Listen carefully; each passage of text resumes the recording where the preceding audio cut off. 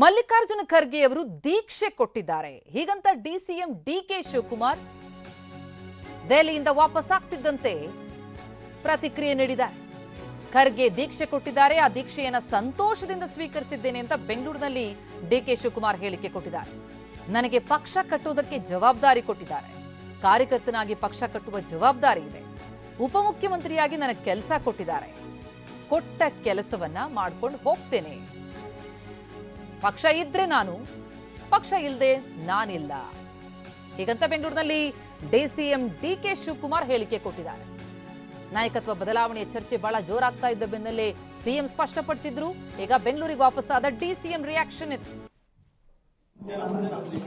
ನಾನು ಯಾವ ವಿಚಾರಕ್ಕೂ ನಾನು ಚರ್ಚೆ ಮಾಡೋದಿಲ್ಲ. ನೀವು ನನಗೆ ಏನೇ ತಿರುಬಾ ಕೇಳಿದ್ರು ಕೂಡ, ಯಾವುದೇ ಕ್ವಶನ್ ಹಾಕಿದ್ರು ಕೂಡ ನಿಮ್ಗೆ ನಾನು ಬಲಿಯಾಗುದಿಲ್ಲ.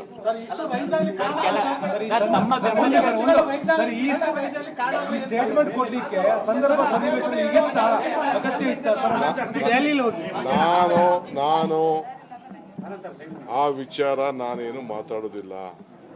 ಎಲ್ಲ ನಿಮ್ಮ ಪ್ರಶ್ನೆಗಳಿಗೆ ಆ ಪ್ರಶ್ನೆಯಲ್ಲೇ ಎಲ್ಲ ಉತ್ತರ ಇದೆ, ಎಲ್ಲ ಮಾತುಗಳಲ್ಲೇ ಎಲ್ಲ ಥರದಕ್ಕೂ ಉತ್ತರಗಳಿದೆ.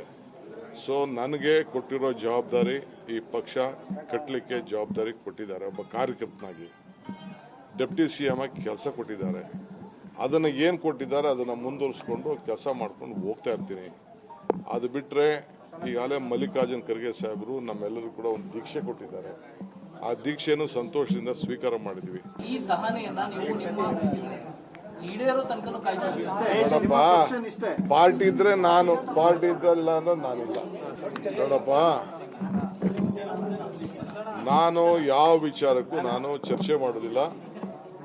ನೀವು ನನಗೆ ಏನೇ ತಿರುಬಾ ಕೇಳಿದ್ರು ಕೂಡ, ಯಾವುದೇ ಕ್ವಶನ್ ಹಾಕಿದ್ರು ಕೂಡ ನಿಮ್ಗೆ ನಾನು ಬಲಿಯಾಗುದಿಲ್ಲ.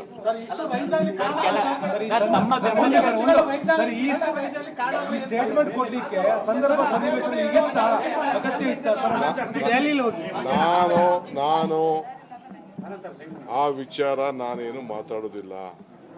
ಎಲ್ಲ ನಿಮ್ಮ ಪ್ರಶ್ನೆಗಳಿಗೆ ಆ ಪ್ರಶ್ನೆಯಲ್ಲೇ ಎಲ್ಲ ಉತ್ತರ ಇದೆ, ಎಲ್ಲ ಮಾತುಗಳಲ್ಲೇ ಎಲ್ಲ ಥರದಕ್ಕೂ ಉತ್ತರಗಳಿದೆ.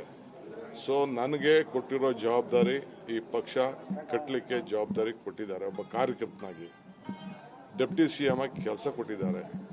ಅದನ್ನು ಏನು ಕೊಟ್ಟಿದ್ದಾರೆ ಅದನ್ನು ಮುಂದುವರಿಸ್ಕೊಂಡು ಕೆಲಸ ಮಾಡ್ಕೊಂಡು ಹೋಗ್ತಾ ಇರ್ತೀನಿ. ಅದು ಬಿಟ್ಟರೆ ಈಗಾಗಲೇ ಮಲ್ಲಿಕಾರ್ಜುನ ಖರ್ಗೆ ಸಾಹೇಬರು ನಮ್ಮೆಲ್ಲರೂ ಕೂಡ ಒಂದು ದೀಕ್ಷೆ ಕೊಟ್ಟಿದ್ದಾರೆ.